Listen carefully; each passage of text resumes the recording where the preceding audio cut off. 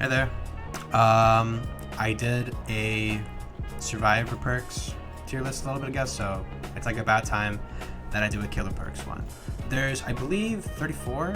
Wait, hold on. 5, 10, 15, 20, 25, 30. Yeah, there's 34 killer perks, so there's a bit less than survivor perks. I will say though, there are a lot more unusable / bad survivor perks than killer perks. Most killer perks are decent. Most of them are. There's a lot more decent / could be good killer perks than survivor perks. Just to touch upon my last video, just really quick, I put a bunch of perks in like low C tier, D tier, when really I should have just had like an F tier. And that's what we see here. I'm gonna be honest. I recorded like 30 minutes of footage the other day for this video, for a killer perks tier list video, and then I realized that my mic wasn't even on. So that just made me kind of upset. So like, you know what, I'll just do it another day. And this is that day. Today is another day. So I've got the same tier maker page from yesterday, not yesterday, from last video, and we're gonna be doing tier list. So let's just get started, man.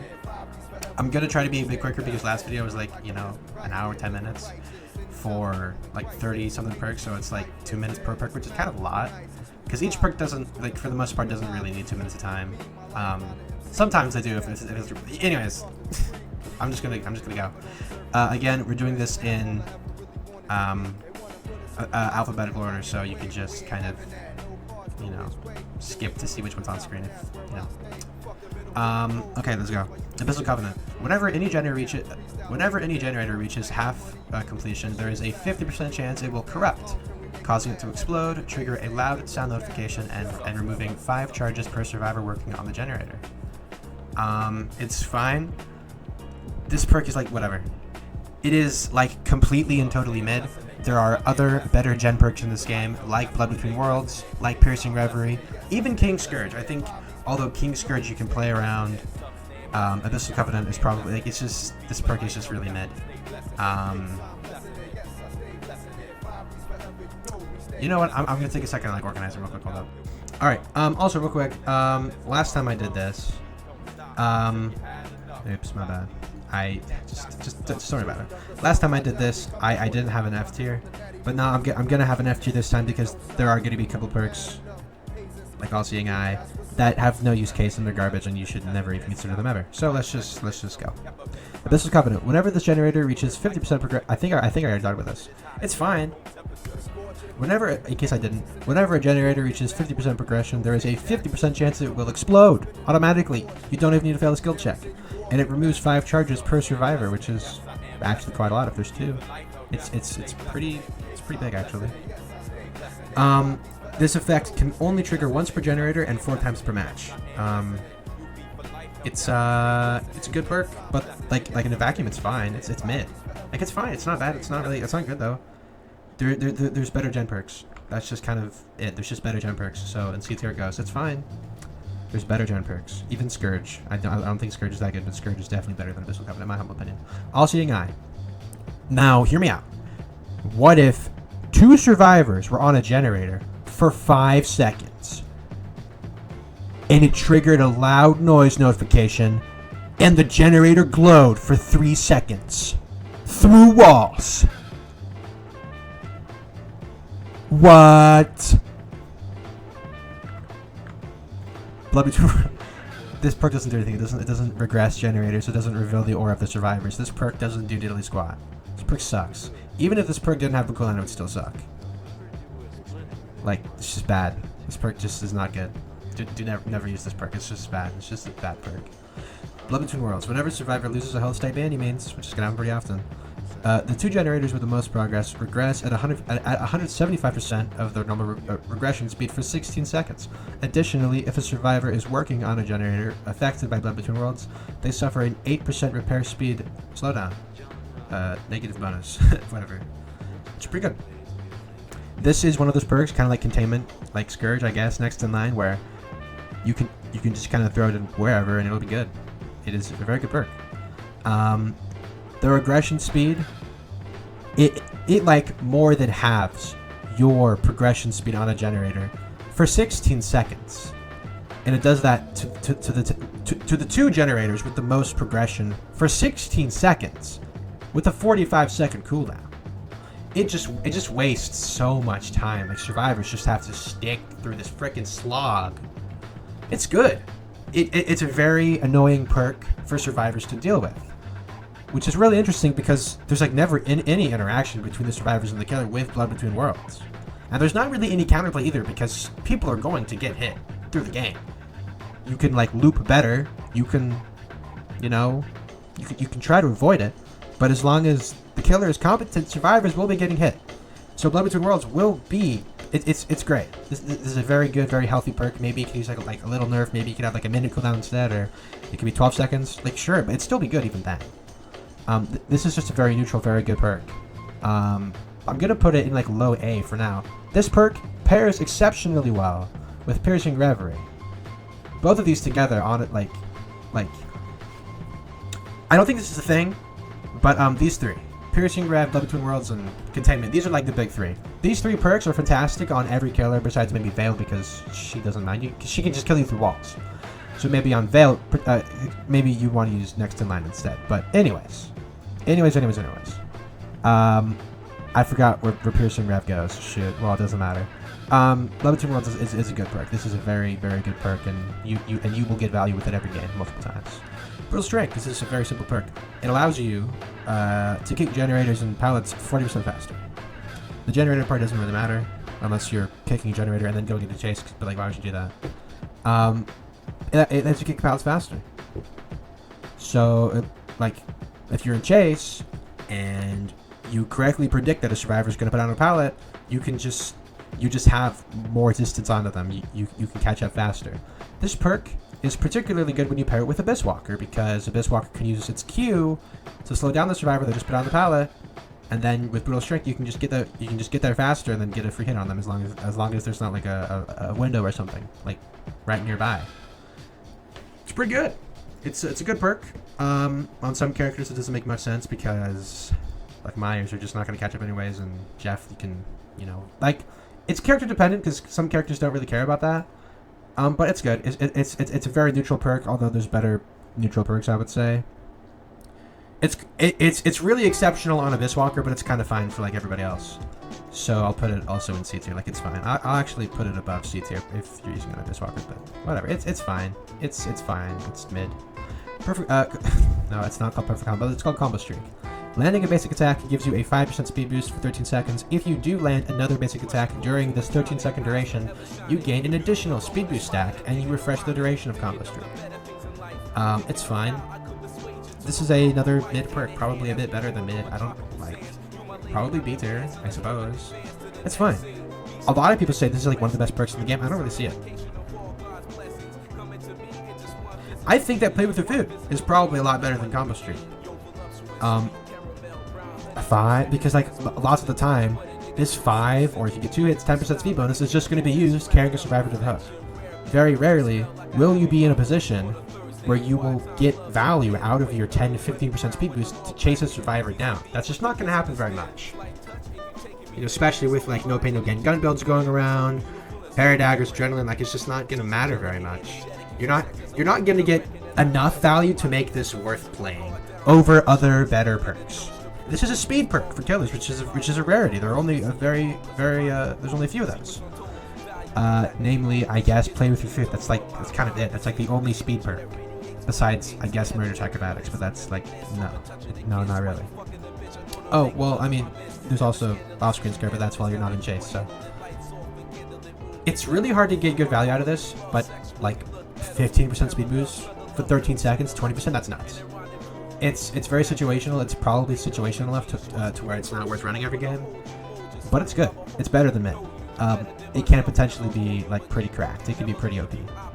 I feel like a kid saying OP again. I used to say that a lot when I was a kid. That's good. It's a good perk, but there's better perks. Just straight up. Containment. This is the best perk in the game. Not even close. Whenever you vault a window, you vaulted 15% faster, and you block the window for survivors for 16 seconds. So much of this game, Violence District, I can't speak on Dead by Daylight, DBD, but so much of VD, I've never really called Violence District VD before, but I guess I should. so much of VD is centered around window loops. Like every map has a really good window loop, at least. Most of them have too, sometimes right next to each other. Like in Mount Massive or Firelink, right? And Containment just shuts that down. You can't do that anymore. Granted, the killer does have to invest a good amount of time, a good amount of distance into getting to that window, and survivors can also just position themselves like in a way where, you know, they can just run away, right?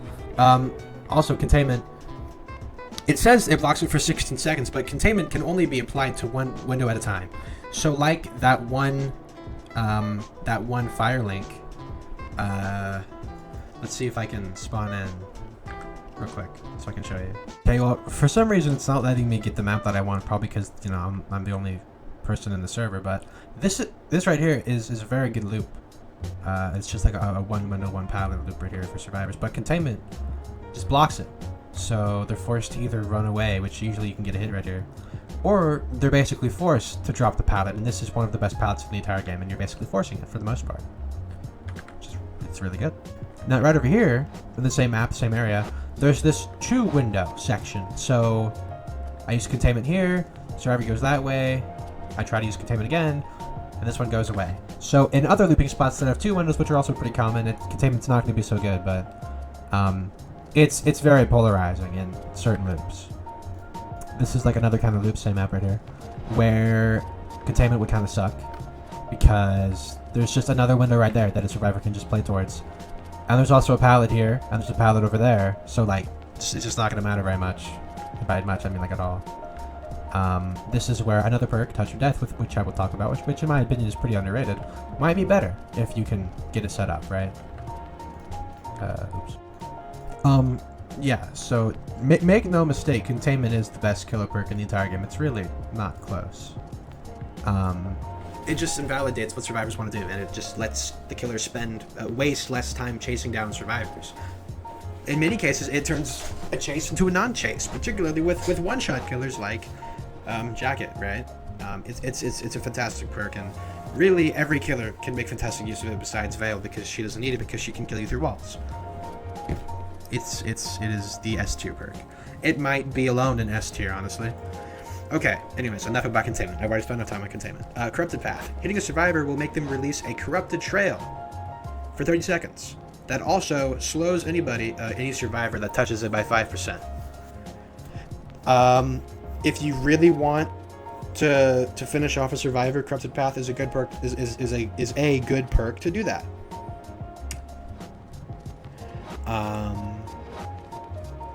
It's fine. You might be better off using, I don't know, man. Like, it's fine. If Corrupted Path just slowed down the survivor that you hit by 5% as well, it'd be a lot better, but it doesn't. It does not slow down the survivor that you hit with Corrupted Path at all. It only slows down other survivors that run into the path, which they're not going to, because why would they do that? It's fine. But like, the thing is, survivors already bleed. Survivors already leave blood trails. So this perk, once you get to a certain skill level, you can listen for survivors, you can see the blood trails. You won't need this perk. So, like, I guess technically I'm gonna put it in D, because it does have that path that you can just follow. Like, there's no guessing. Like, you know, if survivor were to pop, like, how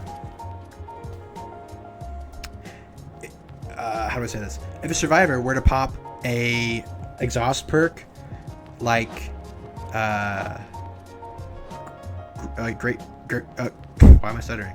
Like quick recovery, or perfect landing, and you just completely lost sight of them, and for some reason the blood trails weren't enough, Corrupted Path would just let you know where they were immediately. But usually you can listen for survivors or see blood trails, so it's not needed most of the time. Because you only have 3 perk slots, you might as well just use a perk that actually does something. Corrupted Path doesn't really do anything. That's kind of it. Like, it's not useless, because All Seeing Eye is basically useless. This does nothing, but Corrupted Path does something. You know, it's not numbers, but it does something. It does something. All right. Crackdown is kind of a sleeper. A lot of people sleep on this perk because it's just kind of numbers, but it's really solid. Crackdown increases the damage you deal to generators by 9 charges. How much does a kick do by default? I don't know. Let's see. Okay, so I think I understand this now.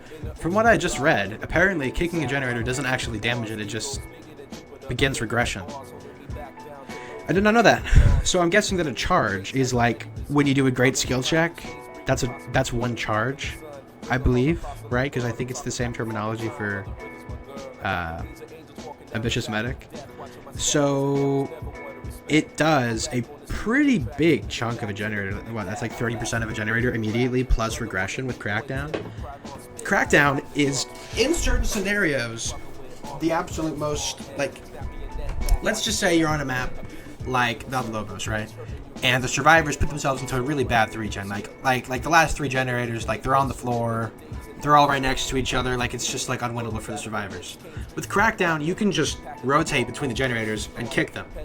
Because normally, you know, it just begins regression, but with Crackdown, it makes them do damage, really serious damage. The survivors just can't even keep up, and you just kind of win because they can't complete the generators. Like, it is one of the best endgame perks for that kind of situation.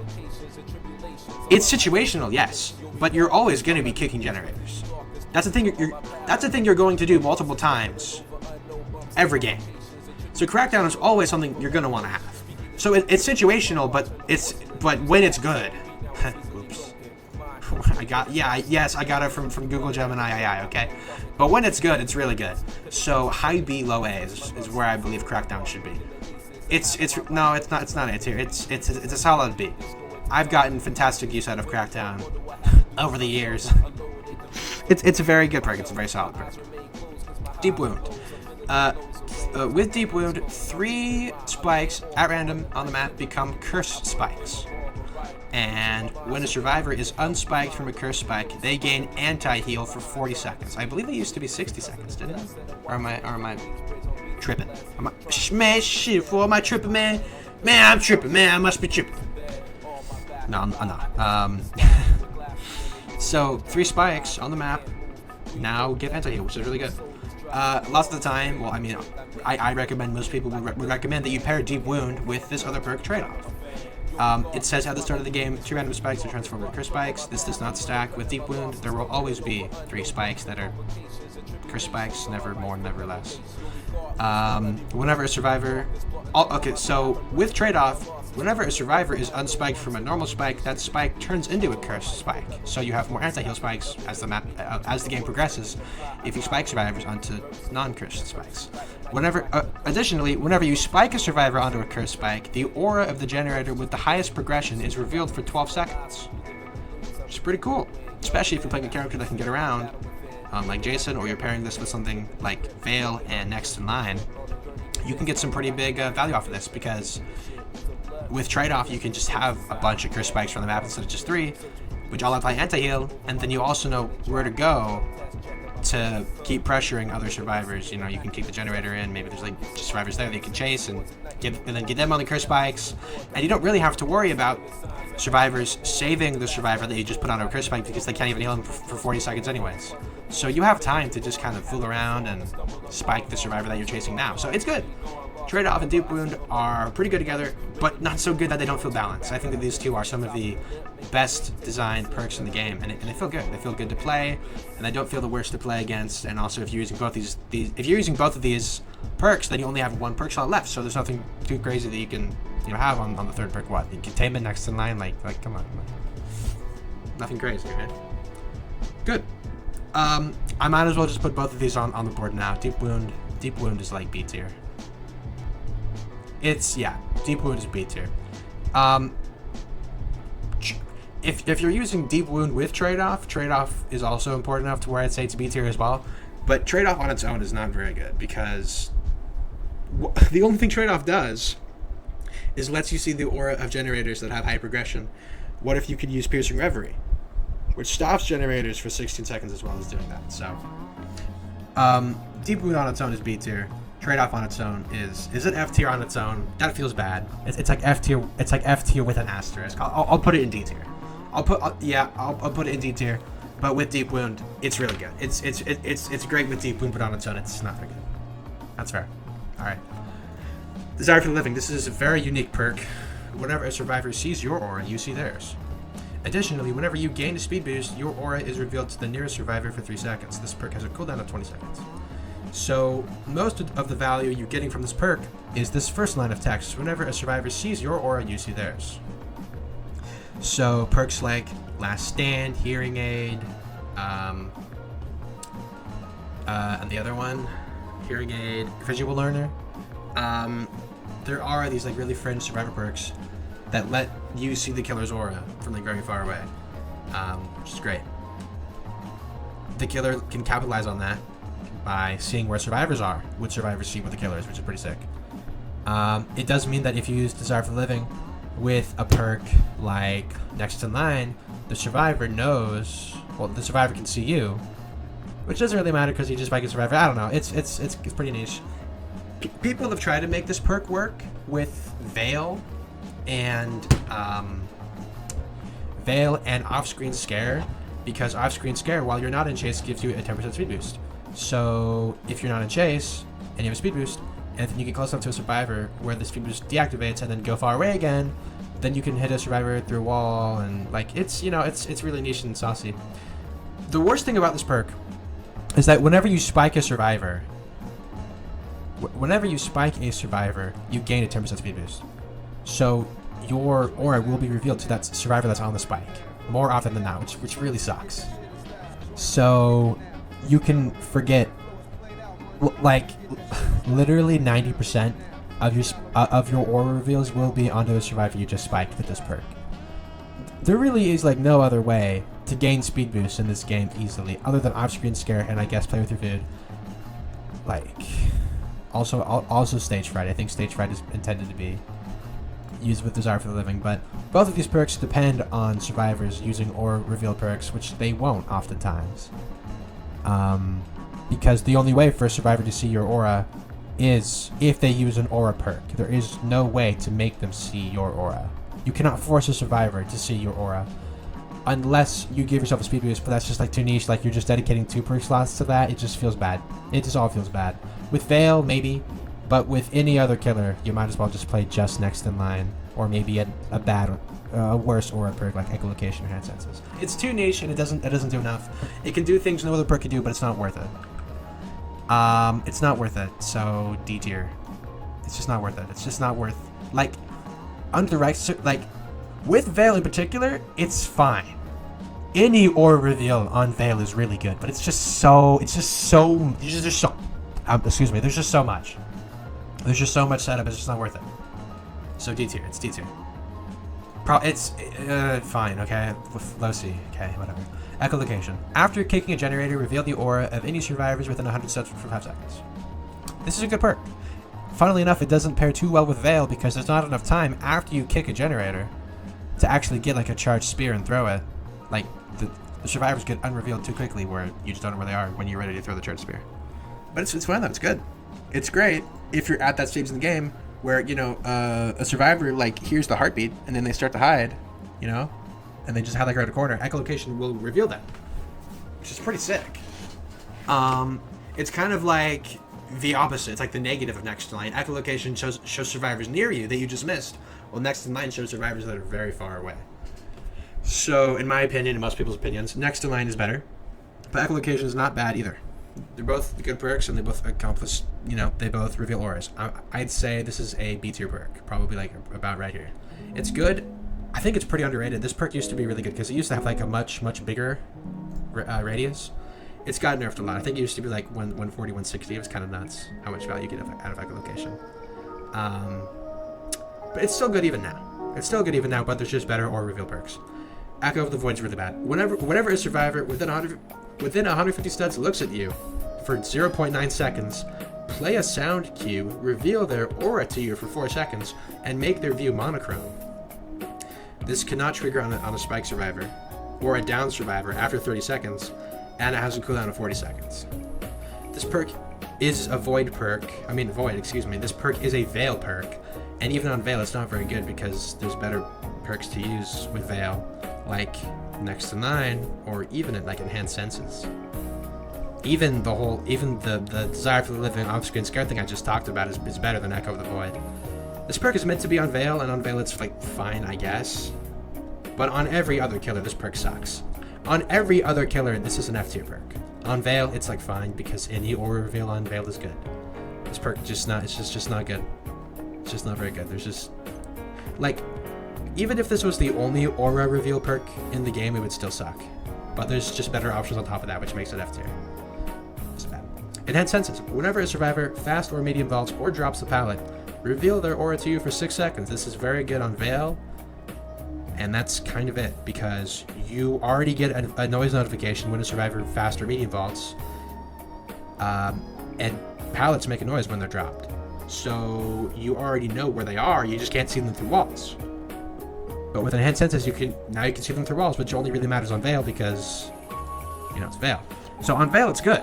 It's like A or B tier on Veil, but on every other killer, it's not very good. Lots of the time, you might see a survivor's aura from like across the map, and then it has like a cooldown of like 30 seconds, and it's just like, on Veil, it's probably the second best aura reveal perk behind Next in line, but on every other killer, it's not very good. So D tier. Okay. All right, I'm happy with that. Eternal Torment. Whenever a survivor stuns you, by the way, this does not mean parrying or flashlight stun. This just means with pallets. Whenever a survivor slams a pallet on you, they gain vulnerable for 30 seconds. And vulnerable means that even if they're fully healed, if they're like, you know, a full health state, you know, they're not injured, you can one-shot them for 30 seconds. And then this perk has a cooldown of 40 seconds. It's very situational, but one-shotting a survivor is very good. And when we get to Touch of Death, because I think I might talk about Touch of Death for a little bit, I'm going to make that very apparent. Vulnerable is probably the best status condition in the game besides like speed nerfs, right? Or anti-heal, actually. Yeah. Anyways, it applies vulnerable for 30 seconds, which is insane. That's really good. And it has a pretty short cooldown, meaning that you can activate this multiple times per game, even on the same survivor if they let you. But if a survivor gets vulnerable, they just, you know, that you just got stunned by a pallet, which means you have to kick the pallet and probably and chase them down. And if they're already injured, then this doesn't even matter because vulnerable doesn't even matter. If they're using the gun or no pain no gain, it doesn't matter. It's situational. And if a survivor gets hit by this once, it's not gonna happen again if they're competent. So it's kind of just like a win more like war pig kind of thing. Like if your teammates are bad, then this is better because they're gonna play into it. But if they're bad, then you get to win anyway. So it's fine. It's not bad. It's just this is not a bad perk by any means. I'll put it right here.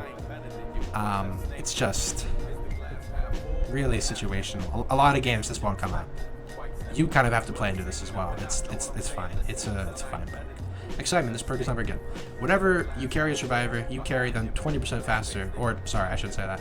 You gain a 20% movement speed boost, which is additive with the 15% negative movement speed boost. Minus 20%. Minus 15% you already have, which means that you're left with a plus 6% movement speed bonus when you're carrying a survivor. And it also increases your terry radius by a little bit. Moving faster when you're carrying a survivor doesn't really do anything. It doesn't matter, ever. It just means that you can spike survivors places that you wouldn't be able to before. But that doesn't ever matter. This is like meant to counter Desperate, a survivor perk, but like, this is so situational, it's never worth using. So it goes an F because it's just way too situational. It's just way too situational. Maybe if the maps were different, maybe it'd be important, but there's just no situation where excitement is ever needed for anything, ever. Exposure Therapy. Damaging a survivor by any means grants you a token up to a maximum of 8. Whenever a survivor finishes healing another survivor inside your terry radius, both survivors gain vulnerable for 10 seconds as well as an additional 5 seconds of... Honestly, if you care about this perk, you can rate it. This perk is F tier. This perk is not very good. The, like... okay, he goes... honestly, it's... Yeah, okay. You're welcome to read this if you care about it. It's just much too situational. It costs tokens, and it affects survivors that finish healing inside your terror radius, and both of them are vulnerable, and they get their aura revealed. but survivors will not be healing in your terror radius, and this only happens when they finish healing, which won't happen most of the time if you creep up onto them, so they have to stick the heal when they're in your terror radius. Like, so much has to go right, and it's just not worth it. It's not worth it. Being vulnerable is good, but there's so many better ways to apply vulnerable. And if a survivor is in this situation where the killer's creeping up on them when they're healing, they're probably dead anyways, or they're taking a hit. So that difference from like once per game probably of getting hit versus getting knocked with vulnerable it's not enough. It's not enough. Straight up, it's just not enough. So F tier it goes. Like, best case scenario, this perk's really good, but it's just never gonna happen enough to where it's ever worth actually seriously using. Eyes of Hell is like the killer version of Eyes of Heaven. You see the aura of all pallets, drop pallets, vault locations, and vault locations. Excuse me, I said valet locations. What am I talking about? Within 100 meters. I can only assume that this means studs. Within 100 studs. That's what I assume. 100 meters is a much larger radius than 100 studs. In addition to seeing that, whenever a survivor performs a vault, they suffer from 4% slowness for 5 seconds. This perk has a cooldown of 40 seconds. A 4% slowdown for 5 seconds is relevant, especially for faster killers like Jacket, Biss, Jason. Those killers can definitely capitalize on the slowness. But it's not enough. Like, a 4% slowness for 5 seconds is not enough to play this perk, because, for reference, Adrenaline Shot gives a 7% slowness, or like it's like a 6.5 something percent slowness. Yeah, 6.55% slowness for 3 seconds, and that's like nothing. So this perk is even more than nothing, and it can happen anywhere on the map, especially when it's not going to matter. So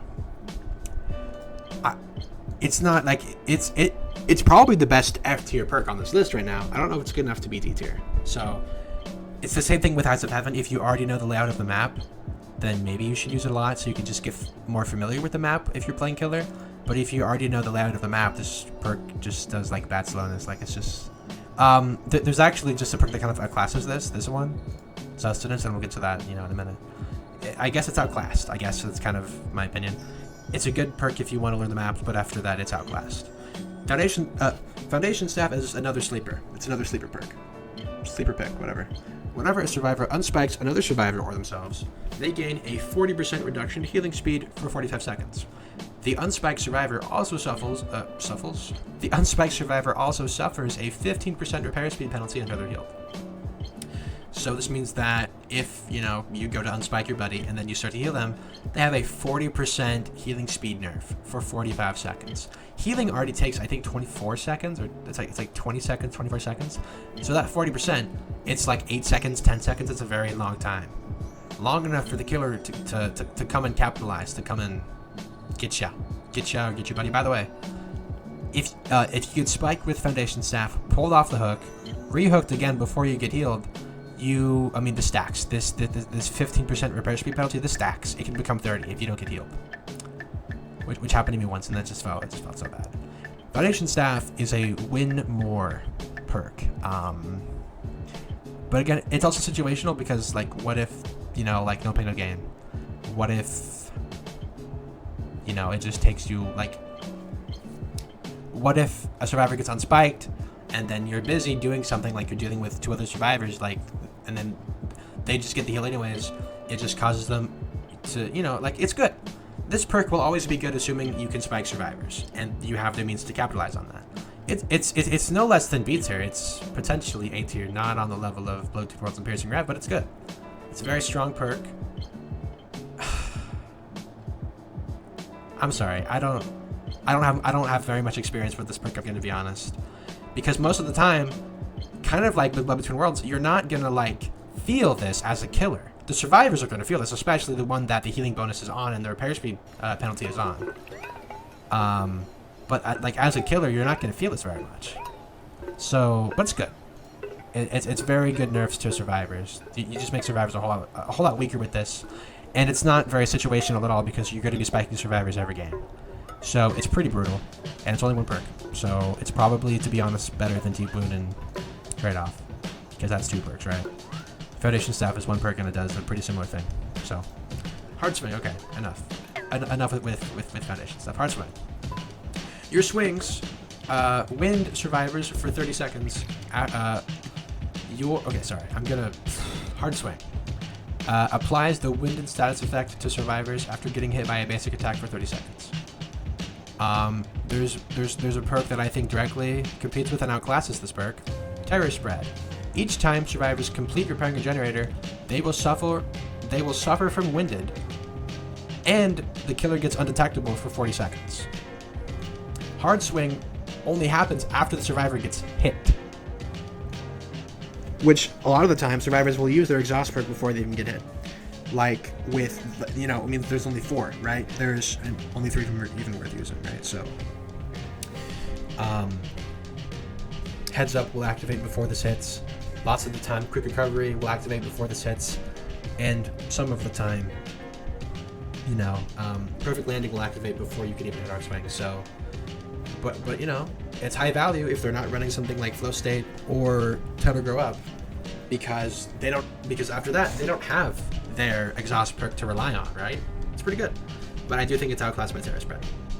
So Hard Swing, I'm gonna put high C tier or low B tier, because denying exhaust perks is really quite strong.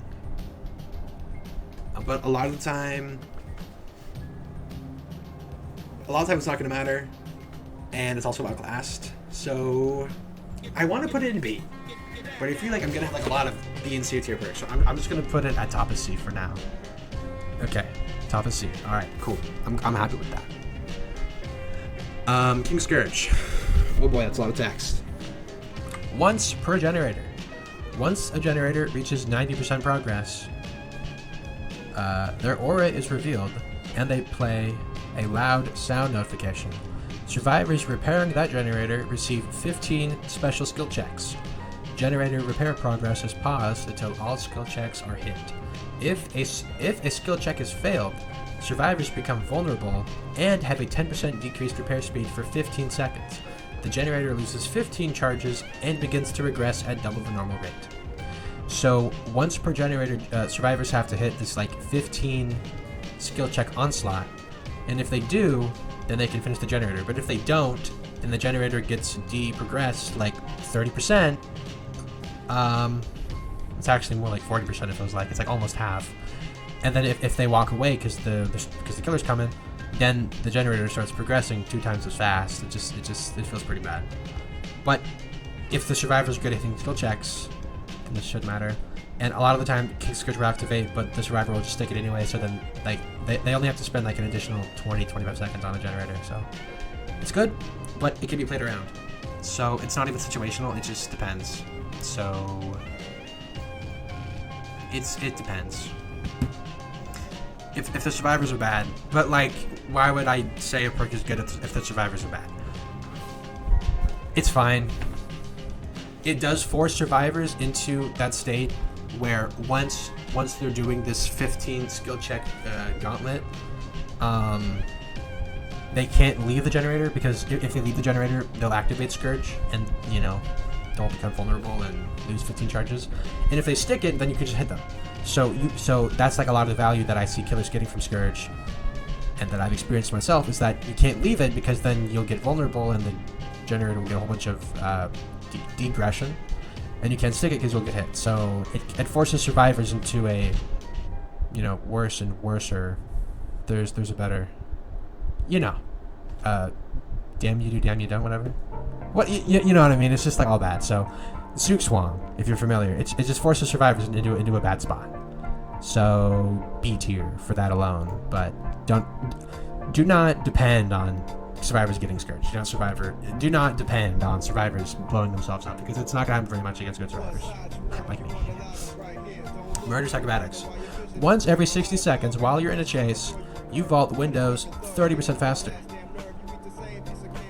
A better way of wording this is, once while you're in a chase, you vault a window 30% faster and then gain a 5% speed boost for 4 seconds.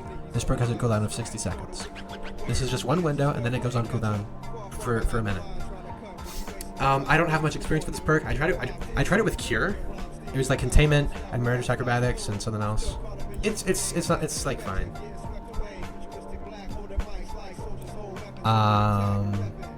It's fine. It's a vault speed perk, of which there's only 2. You know, this and I guess containment as well. Using them both together, I was not really impressed, to be honest. I mean, like, I lost that game and it wasn't even close. Just using generator perks or aura reveal perks just feel better, because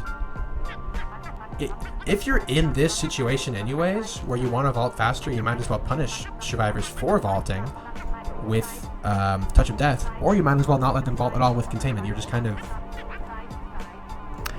You're wasting less time when you could already be not wasting time at all. You could already just not be putting yourself in this situation anyways. So Murderous Acrobatics is just kind of outclassed because you don't need to use this perk anyways. But it is a vault speed perk, so I'll put it here. It's fine. It's fine. If you really want to get the most value out of it, you probably want to pair it with containment, so you have a 45% vault speed bonus with that speed bonus, the 5% walk speed bonus after that. But even then, like, that's just 2 perks when there's other much better 2 perk combos in this game. Next in line is probably the only other debatably S tier perk in this game. Spiking a survivor reveals the aura of the farthest survivor for 8 seconds. Every single time you spike a survivor, you get to see where the furthest survivor, but a survivor is for 8 seconds. This is the best aura reveal perk in the entire game, particularly for Veil. Because if the farthest survivor isn't so far, and they stick a generator or something, you can just hit them with a spear through a wall. And even with killers that don't have that, with Abyss, you can slow them, with Jacket. Also, this perk is really good when you pair it with Shadow Trace. Because whenever you spike a survivor, you get undetectable for 20 seconds, so you can just jump them, because you know where a survivor is, and you also know that they can't, you know, they don't know you're coming. It's such a good perk. And you do have to, you know, go after the survivor that you reveal with next in line. And if you're playing Veil, a good survivor will probably say, man, that survivor just got spiked on the other side of the map. They probably see me, so I'm gonna, you know, like, you can play around it, but it's just good. It's just a good perk. There's nothing bad about this perk. You can. I mean, it's information. It's great. It's fantastic. It is the definitive aura reveal perk in the game, especially when there's less than 4 survivors left. If there's 2 survivors, you basically just win the game, because one of them just got hooked, and then you could see where the last one is. Even if there's 3 survivors, that just means that you constantly have information, because there's 3 survivors, you just hooked one, and you know where one of them is. Like, it's just fantastic. Give me a second. So next in line, like, knowing where survivors are is one of the strongest things you can have as a killer. And next in line does it every time you spike. So it's either the best A tier perk or it is S tier, right? With right under containment. I'll put it in S for now, because I think we're only gonna have these 2 S tier perks. Yeah. So next in line is just really great. There's really no understating it. Off-screen scare. While you're not in a chase, you gain a 10% speed boost. This perk deactivates if there is a survivor within 50 stats. This does 2 things. 1, it gives you a 10% speed boost, which you can use to traverse the map. It's only 10% while you're not in chase, so it doesn't matter very much. Let's just say that you're not in chase for 90 seconds per game. You're saving 9 seconds. This perk lets you get around the map faster, but that's usually not going to matter. However, the second thing it does probably makes up for that, because this perk deactivates if there's a survivor within 50 stats. If you're next to a survivor, you will instantly know, even if they're being quiet, even with whatever. It is kind of like an aura reveal perk in a way, because you know instantly when you've like encountered a survivor. Or maybe there's 2 of them and they're healing, right? Like, you don't need to spike a survivor, you don't need to kick a gen or something, you don't need to play a Desire for the Living or something bad like that. You just know. You just know when there's a survivor near you. It's pretty good. Especially when you combine this with the 10% speed boost that you get from spiking a survivor that you just get like by default, you can have like a 20% speed boost just when you spike a survivor and then you walk away from that survivor. It's pretty good. It's pretty good. There's no survivor that this there's no killer that this pairs exceptionally well with, because all killers like to move fast. Like it's not even like particularly good with Veil or anything. It's just a good perk. If you want to be faster, then Off-Screen Scare is a good pick. And I'm gonna put it in B tier. Well, if that's the case, then I'm gonna put Hard Swing in B tier as well, because I think Hard Swing is better than Off-Screen Scare. All right, Piercing Reverie. This is debatably S tier. It's just that good. Each time a survivor is hooked for the first time, block the generator with the highest progress for 18 seconds. Reveal it with a white aura, and increase the speed of any regression by 50% for 80 seconds. So, when you spike a survivor, the generator with the highest progress is blocked for 18 seconds. You cannot progress it. It's not possible. And it reveals, to you and the survivors with a white aura. And if you kick it in, it regresses 50% more. It pairs very well with Blood Between Worlds because there's just more regression going on. There's 175% regression, and then there's like another 50%. So it's just like so much regression going on. It's sick. I'm not wording this very well, but if there's 4 survivors, you get to block the highest generator, the most important generator on the map, for 18 seconds 4 times. It's really good. Just stopping a generator without needing to interact with it or the survivor on it is just so strong. It is such an annoying thing to deal with for any survivor. Like, sometimes it is just optimal to just sit there and wait, which sucks. By the way, another thing about Piercing Rev, it doesn't have a cooldown. There is no cooldown. If you spike a survivor for the first time, generator gets blocked for 18 seconds, and then you spike another survivor like 20 seconds later somehow, like if they go for a bad save or something, or if they fail a parry dagger, you spike him again, that same generator with the highest progress will get blocked again. So you can just keep on getting value out of this. Like, it's just fantastic. It's just really good. It might belong in S tier. Where is Pierce right here? It might belong in S tier. It might, but I'm gonna put it in A because it does pair so well. I mean, because it's just like the least situational thing ever. Because survivors are always going to be repairing generators. It's just always good. It's literally always going to be good, and it's always going to be worth playing both of these. Just fantastic. Play with your food. I feel like I'm selling Piercing Rev short. Like, these 3 are the best perks in the game. That's just how it is. But when you're building a survivor, like Veil will want different perks than like Jet or Jacket. Every killer, I mean to say. So like some perks work better with different characters. So these 2, like, this is good on every character. On Veil, you're probably looking at something like this. But these 3 perks are good are like fantastic. These 3 perks are the meta.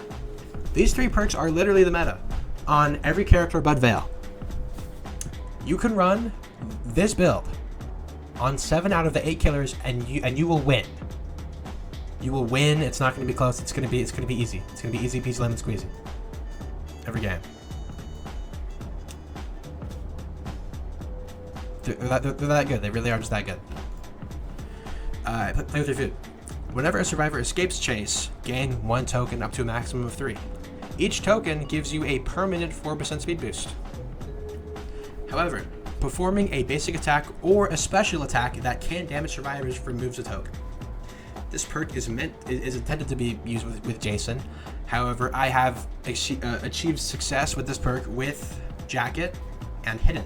Hidden, it was actually pretty good with Hidden, because Hidden just has a really hard time with loops in general, because his kit does nothing to help him with window loops in particular.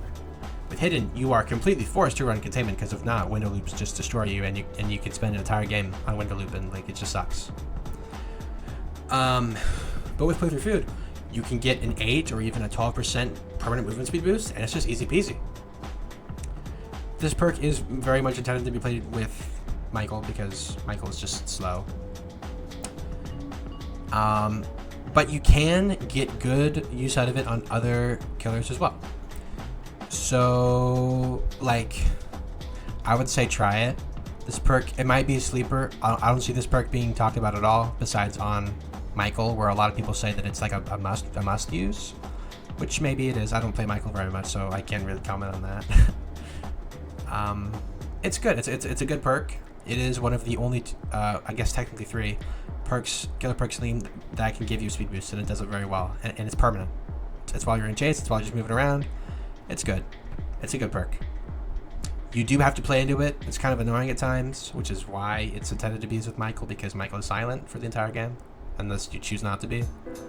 It is a good perk, and if you play into it, it can be pretty crazy. Like, you can just catch up to survivors like nobody's business. They're gonna think that you're like speed hacking or something, or they're gonna be thinking that you have heads up the way that you're so fast.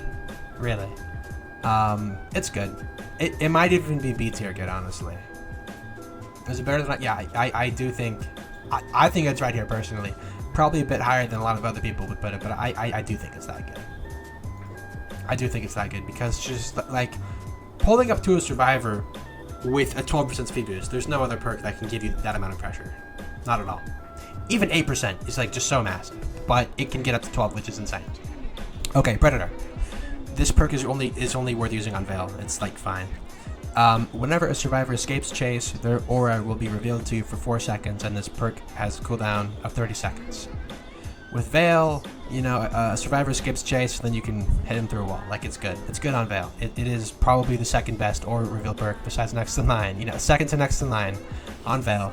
But on any other killer but Veil, this perk kind of sucks. So I guess it's better than Corrupted Path, but it's still kind of bad. It's just kind of bad. Resentment Clinger. Spiking a survivor grants you up to 2 Spiking a survivor grants you 2 tokens, up to a maximum of 3. An additional token is granted if you get stunned by any means. I can't really confirm this. I do notice that when I get hit by a pallet, I gain a token. I don't know if it works with gun or parry or flashlight. I can't. Probably. It says it does, but who knows, honestly. When you swing, whenever you swing, consume a token and increase the maximum lunge duration by 50%. So you can just hit swings that you would never be able to before. It's pretty good, especially because survivors can never really expect it, and there's nothing much they can do about it. You basically just have like a longer reach. It's like you can have Jacket's snake mask on any character, but it does cost a perk, and it also has like a token system. It's pretty good. It's pretty good. It gives you longer reach. If you feel like if you feel like you have everything but speed, and you just like need to be able to get in range better, Resentment Clinger might be the perk for you. It's good. It's a good perk. I don't really have much to say. It's not situational, but a lot of the time when you use Resentment Clinger, you will be consuming a token when a survivor's like point blank anyways, or would be point blank anyways. So it doesn't matter very much. But there have been absolutely times where I have gotten hits. I've gotten tags. They call them tags. I've hit a survivor that I would not have been able to if I did not have Resentment Clinger. Also, because you gain a token when you get stunned, you can use Resentment Clinger to go for pallet hits that you wouldn't have been able to do anyways, and even if you miss, you get the token back. So it's good. It's a good perk, and it will be good on any killer that isn't Veil. I guess even on Veil it could be like a surprise thing, but why? just lean into your thing. Lean into your projectiles. It's fine. It's fine. It's fine. It's better than mid, but it's like kind of mid. Yeah. Because most of the time you won't be needing that extra distance, but there's no other perk that can give you that distance, so it's good. Shadow Trace. At the start of the round, gain undetectable for 60 seconds. Additionally, whenever you spike a survivor, gain undetectable for 20 seconds. It's good. It's survivor dependent. I found by far the most success with this on Jacket. This is my Jacket build. It's pretty disgusting, especially if you get one of his 2 out of 6 one-shot masks as your first mask, either Chainsaw Mask or Tiger Mask, and you just kill the survivor off rip, and then next to mine shows you another survivor, and then you kill them. Like, you can just gain so much tempo off of Shadow Trace, and you just kind of steamroll. It's like really gross. Good survivors will hear you, and after they know you have Shadow Trace, they will be listening for you. They will be looking out for you, because lots of the match you will just be undetectable. You will be silent. So once the survivor knows that you have Shadow Trace, it loses a lot of its value. But at the start of the match, with Jacket, but also with, any killer wants to be undetectable. It's not like a killer specific thing, right? I guess besides Michael, because you're always undetectable for most of the game. So I guess besides Michael, you can get a good amount of value out of Shadow Trace, but you do have to lean into it. But like, there's counterplay, but even then, it's really good. So where do I rank it? I don't know. It's like almost A tier, honestly. I'll put it here. I'll put it there. I think that like these 5 perks can almost be put like in any order. Like they're all pretty good. They're all pretty good. Yeah, but I'll put it there, I suppose. Stage Fright. Whenever your aura is revealed to a survivor, you gain a 7% speed boost for the duration of the reveal. This is meant to be paired with Desire for Living, so when you gain a speed boost, your aura is revealed to the nearest survivor for 7 seconds, and then you also have a speed boost. Like, but there's just no way to do that. Not really. It's when you pair it with Desire for Living, it sucks, and even if you're using it not with Desire for Living, it still kind of sucks. I guess this is a way to get speed boost, but it's just bad. Is it worse than exposure therapy? I don't think so, because it can be good. But can it though? No, this is an F tier perk. Don't consider this. Sustenance. Actually, I'm gonna do Terror Sped first.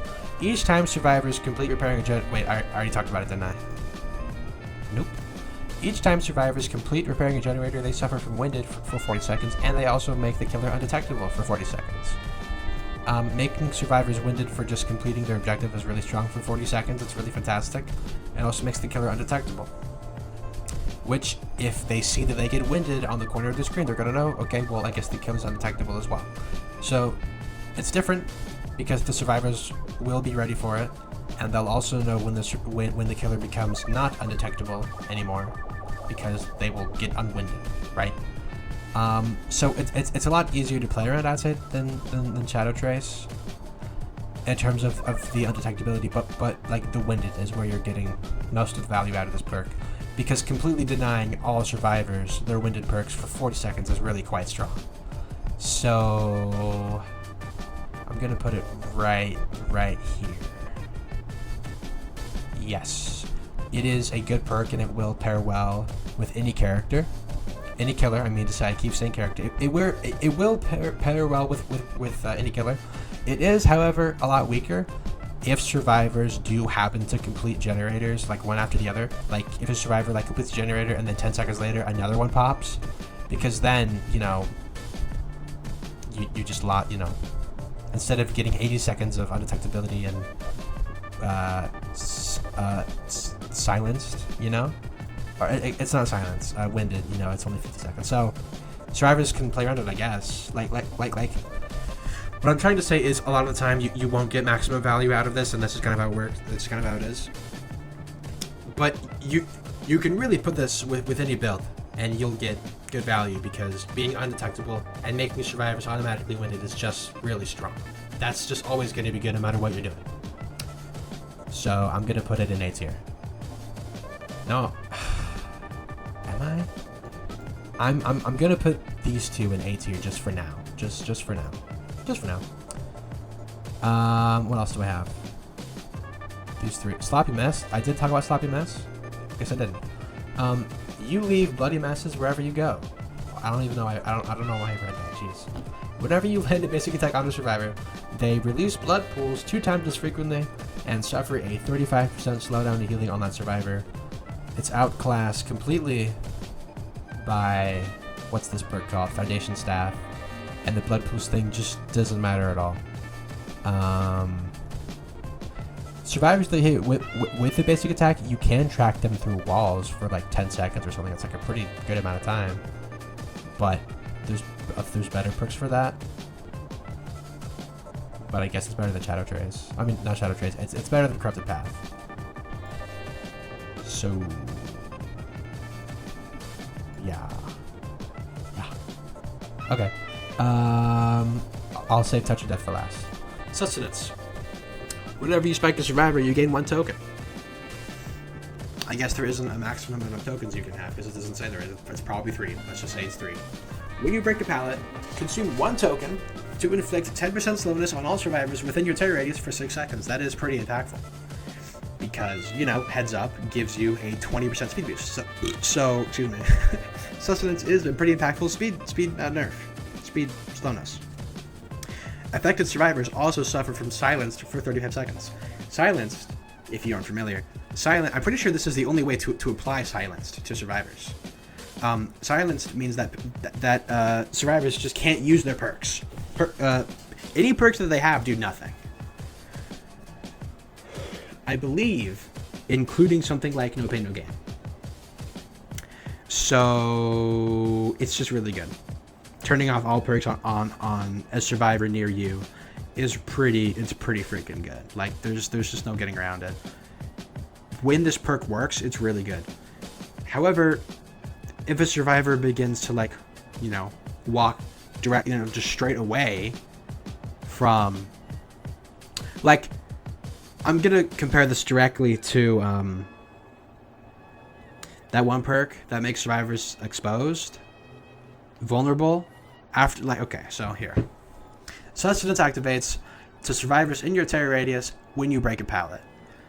Eternal Torment activates when a survivor stuns you.